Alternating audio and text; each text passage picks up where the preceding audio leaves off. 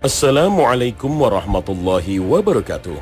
Pagi ini Khazanah kembali menyajikan kepada Anda embun-embun ilmu yang terpendam dalam luasnya Khazanah Islam. Pemirsa Khazanah, mungkin di antara kita tidak banyak menyadari hari Selasa 8 Juli dini hari telah terjadi gerhana bulan. Boleh jadi karena banyak dari kita yang menganggap peristiwa semacam ini hanyalah fenomena alam biasa, apalagi sudah bisa diprediksi sebelumnya. Tapi tahukah Anda bahwa peristiwa gerhana ini bagi Nabi SAW bukan peristiwa biasa, tapi peristiwa dahsyat yang luar biasa dan menakutkan. Apa yang terlintas di benak Nabi SAW saat terjadi gerhana?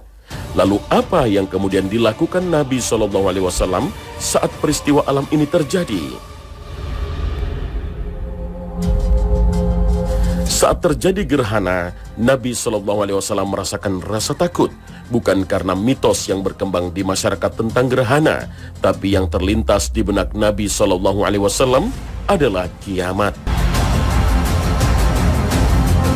Ketika terjadi gerhana, Rasulullah merasa khawatir karena gerhana merupakan salah satu tanda terjadinya hari kiamat. Jika yang terjadi gerhana matahari, maka yang hilang dari penglihatan adalah cahaya matahari. Jika yang terjadi gerhana bulan, yang hilang adalah cahaya bulan. Hilangnya cahaya bulan, kemudian dikumpulkannya matahari dan bulan merupakan salah satu tanda kiamat yang disebutkan oleh Allah Ta'ala di dalam kitabnya. Ia berkata, bilakah hari kiamat itu? Maka apabila mata terbelalak ketakutan, dan apabila bulan telah hilang cahayanya, dan matahari dan bulan dikumpulkan. Al-Quran Surah Al-Qiyamah ayat 6 hingga 9. Keempat ayat ini menjelaskan salah satu tanda-tanda kiamat yang berhubungan dengan matahari dan bulan. Jika dikaitkan dengan hadis dari Abu Musa, bukankah fenomena gerhana itu, matahari, bumi, dan bulan dikumpulkan? Itulah gambaran kiamat seperti yang disebutkan Allah Subhanahu wa Ta'ala dalam Al-Quran. Hal ini pula yang ditegaskan oleh Imam An-Nawawi mengenai maksud kenapa Nabi SAW takut khawatir terjadi hari kiamat. Karena gerhana merupakan tanda yang muncul sebelum tanda-tanda kiamat, seperti terbitnya matahari dari barat atau keluarnya Dajjal, atau mungkin gerhana tersebut merupakan sebagian tanda kiamat. Kita tidak tahu peristiwa gerhana bisa saja menjadi tanda datangnya bencana atau azab, atau tanda semakin dekatnya hari kiamat, misalnya dengan semakin lemahnya tembok yang mengurung Ya'juj dan Ma'juj, atau akan semakin keringlah sungai Efrat di Irak. Maka tidak patut bagi umat Nabi Muhammad menyambut gerhana matahari atau bulan dengan sukacita, mengabadikannya dengan berfuturia, karena tuntunan Rasulullah menyuruh kita untuk menghadapi gerhana dengan mempertebal keimanan dan terus-menerus berzikir mengingat Allah. Peristiwa gerhana memberikan pelajaran bagi kita bahwa Allah Subhanahu wa Ta'ala mampu mengendalikan seluruh makhluknya, apa saja, bahkan matahari atau bulan yang dianggap makhluk yang luar biasa, bahkan banyak manusia yang menyembahnya. Itu sebabnya Nabi menganjurkan untuk memperbanyak zikir, istighfar, takbir, sedekah, dan bentuk ketaatan lainnya. Aisyah radhiyallahu anha menuturkan, Nabi SAW bersabda, sesungguhnya matahari dan bulan adalah dua tanda di antara tanda-tanda kekuasaan Allah. Gerhana ini tidak terjadi karena kematian seseorang atau lahirnya seseorang. Jika melihat hal tersebut, maka berdoalah kepada Allah, bertakbirlah, kerjakanlah sholat, dan bersedekahlah. Hadis riwayat Bukhari. Selain itu, jika peristiwa ini terjadi, Rasul mengajarkan kita agar melaksanakan sholat gerhana sebanyak 2 rakaat. Berbeda dengan sholat biasa, sholat gerhana dilakukan tanpa azan dan iqamah sebelum sholat gerhana. Yang ada hanya seruan untuk sholat berjamaah, sesuai dengan hadis dari Abdullah bin Amr bin Al-As radhiyallahu anhuma. Ketika terjadi gerhana matahari pada masa Rasulullah SAW, maka diserukan as-salatul jami'ah, salat secara berjamaah. Hadis riwayat Bukhari. Sholat ini disunahkan untuk dikerjakan dengan berjamaah di masjid. Sholat sunnah gerhana dikerjakan dalam 2 rakaat yang sama seperti sholat 2 rakaat lainnya. Tapi yang berbeda adalah bacaan surah, ruku dan sujudnya sangat lama. Dan setiap rakaat terdiri dari 2 kali ruku, sehingga 2 rakaat terdiri dari 4 kali ruku dan 4 kali sujud.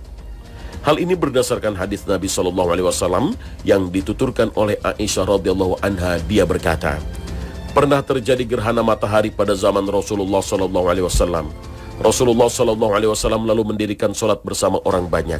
Beliau berdiri dalam sholatnya dengan memanjangkan lama berdirinya, kemudian ruku dengan memanjangkan rukunya, kemudian berdiri dengan memanjangkan lama berdirinya, namun tidak selama yang pertama. Kemudian beliau ruku dan memanjangkan lama rukunya, namun tidak selama rukunya yang pertama. Kemudian beliau sujud dengan memanjangkan lama sujudnya. Beliau kemudian mengerjakan rakaat kedua seperti apa yang beliau kerjakan pada rakaat yang pertama. Saat beliau selesai melaksanakan sholat, matahari telah nampak kembali. Kemudian beliau menyampaikan khutbah kepada orang banyak. Hadis riwayat Bukhari dan Muslim. Bagi imam disunahkan untuk mengeraskan bacaan pada sholat gerhana sebagaimana pada sholat Id. Aisyah radhiyallahu anha berkata, Nabi SAW mengeraskan bacaan dalam sholat gerhana. Hadis riwayat Bukhari dan Muslim. Lalu disunahkan pula khutbah setelah sholat gerhana.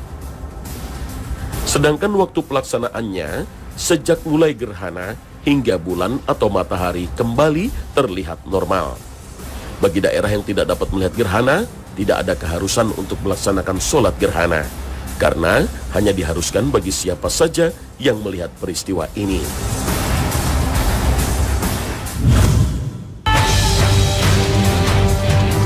Pemirsa Khazanah, hari kiamat benar-benar menakutkan.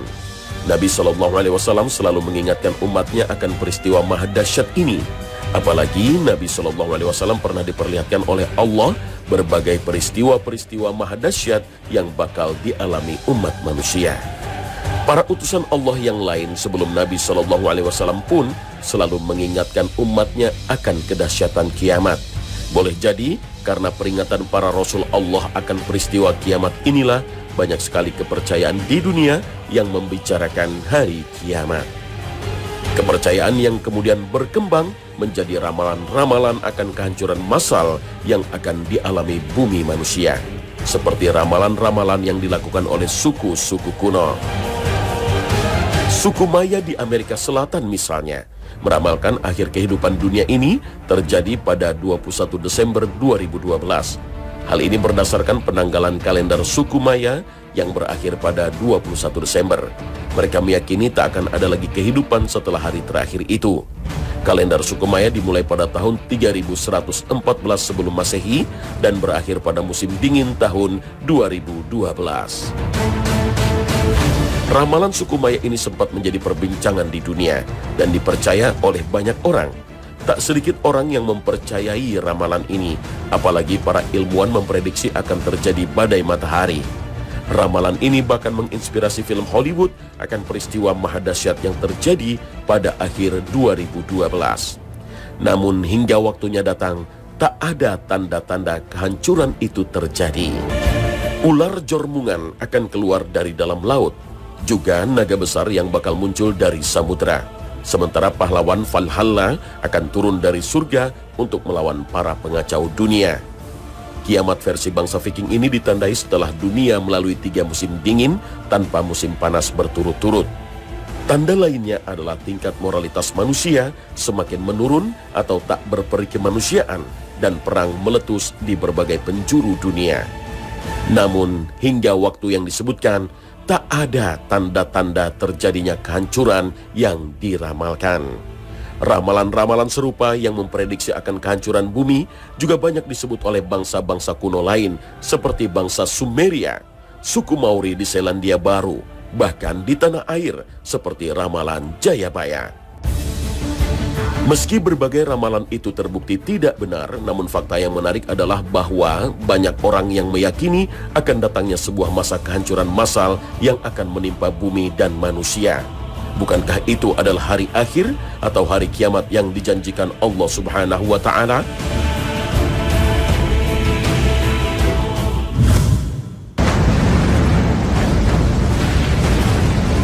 Pemirsa Khazanah, prediksi dan ramalan-ramalan bangsa kuno sekalipun banyak yang tidak tepat dan meleset, namun menegaskan akan janji Allah Subhanahu wa Ta'ala tentang hari kiamat.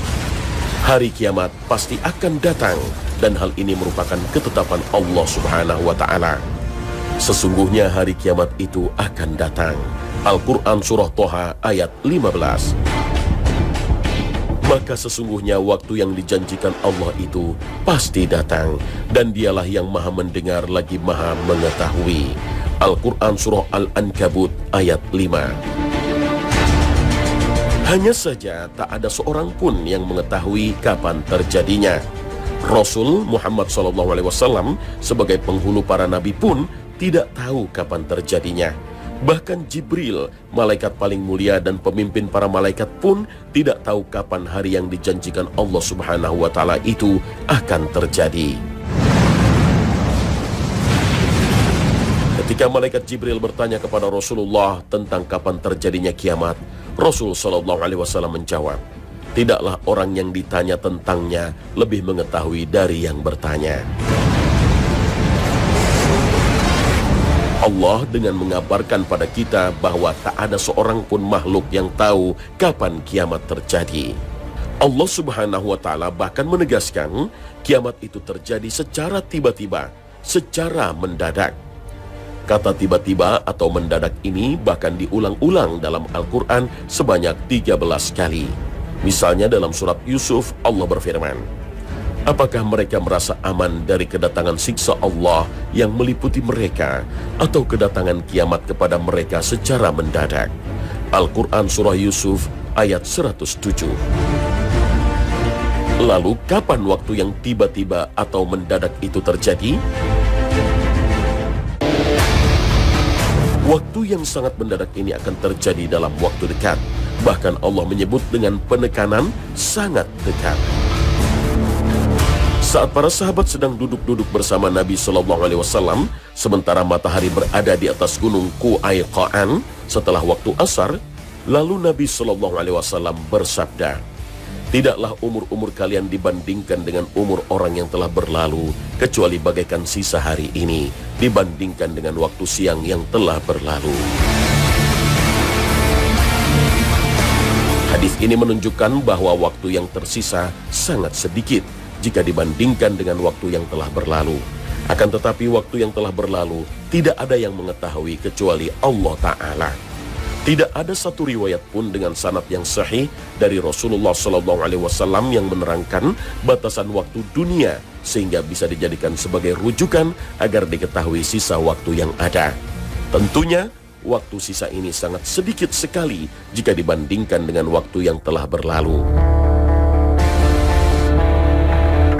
Tidak ada sebuah ungkapan yang lebih jelas tentang dekatnya hari kiamat daripada apa yang disampaikan Rasul Sallallahu Alaihi Wasallam.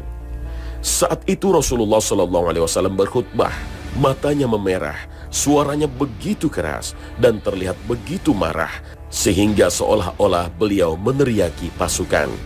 Kemudian Nabi Sallallahu Alaihi Wasallam bersabda, jarak antara pengutusanku dan hari kiamat bagaikan dua jari ini. Memaknai hadis ini, Al-Qadi menjelaskan ini menunjukkan sangat dekatnya kiamat dan diutusnya Nabi Sallallahu Alaihi Wasallam.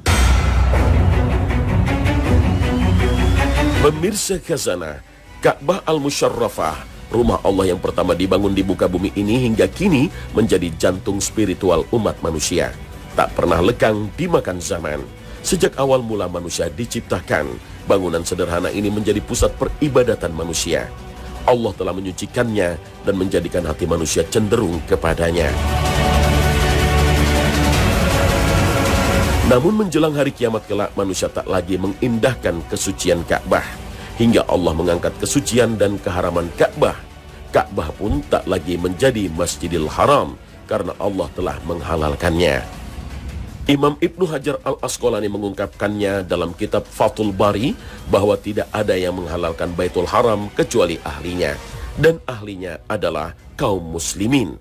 Artinya, kesucian Ka'bah telah hilang akibat ulah kaum muslim sendiri. Apabila mereka telah menghalalkannya, maka kehancuran akan menimpa mereka. Saat itulah Ka'bah tak lagi menjadi tempat yang disucikan.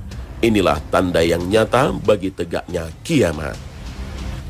Kiblat kaum muslimin ini kelak akan dihancurkan oleh seseorang berkulit hitam dari Habasyah yang memiliki julukan Zu Suwaikhatain, sang pemilik dua betis kecil, karena kedua betis pria ini kecil dan kurus. Pria Habasyah ini akan menghancurkan Ka'bah batu demi batu, melepas kiswahnya serta perhiasan-perhiasannya. Itu sebabnya sejak jauh-jauh hari Nabi SAW mengingatkan pada umatnya dalam sabdanya, "Biarkanlah bangsa Habasyah selama mereka membiarkan kalian.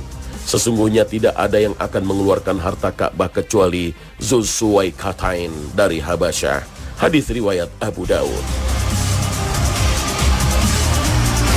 Imam Bukhari dan Muslim bahkan meriwayatkan peringatan Nabi SAW dalam redaksi yang lebih tegas. Ka'bah akan dirusak oleh Zu Suwaikhatain dari Habasyah. Hadis riwayat Bukhari dan Muslim. Dalam riwayat Abdullah bin Abbas radhiyallahu anhu, Rasulullah SAW bersabda, "Seolah-olah aku melihatnya, seorang berkulit hitam dengan betisnya berjauhan, ia merobohkan Ka'bah batu demi batu." Hadis riwayat Bukhari. Dalam riwayat Imam Ahmad, Rasulullah SAW bahkan mengatakan lebih detail bagaimana Ka'bah dirobohkan oleh orang Habasyah menjelang hari kiamat. Rasul SAW bersabda, "Ka'bah akan dihancurkan oleh Zu Suwaikhatain dari Habasyah. Ia akan mengambil perhiasan-perhiasan Ka'bah dan menurunkan kiswahnya.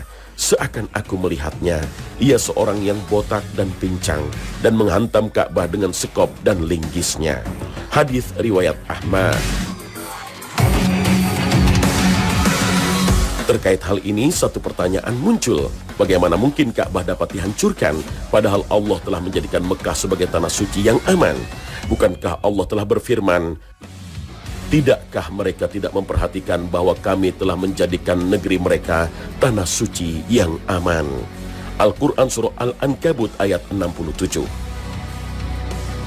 Bukankah kami telah meneguhkan kedudukan mereka dalam tanah haram, tanah suci yang aman?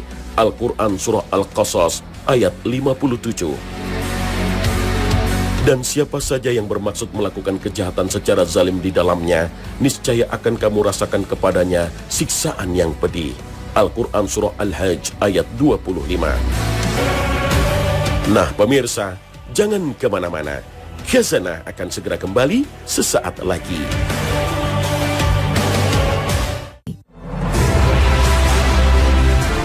Pemirsa Khazanah, hancurnya Ka'bah menjelang datangnya kiamat terjadi ketika di muka bumi tidak ada manusia yang mensucikan Ka'bah. Nabi SAW bersabda dalam riwayat Ahmad dari Sa'id bin Sam'an radhiyallahu anhu, "Kelak akan ada seseorang yang dibaiat di antara rukun Hajar Aswad dan makam Ibrahim, dan tidak akan ada yang menistakan Ka'bah kecuali orang-orang yang memilikinya. Apabila mereka sudah menistakannya, jangan ditanyakan lagi tentang kehancuran bangsa Arab. Selanjutnya bangsa Habasyah akan datang untuk menghancurkan Ka'bah. Akibatnya, setelah itu Ka'bah tidak akan pernah dibangun lagi selamanya. Bangsa Habasyah inilah yang akan mengeluarkan harta terpendam dalam Ka'bah." Hadis riwayat Ahmad. Hadis ini dengan tegas menyebutkan tidak ada yang memakmurkannya setelah itu selama-lamanya. Nah pemirsa, sampai di sini akhir perjumpaan kita. Semoga Allah Subhanahu wa Ta'ala memberikan taufik dan hidayahnya kepada kita semua. Terima kasih atas perhatian Anda. Wassalamualaikum warahmatullahi wabarakatuh.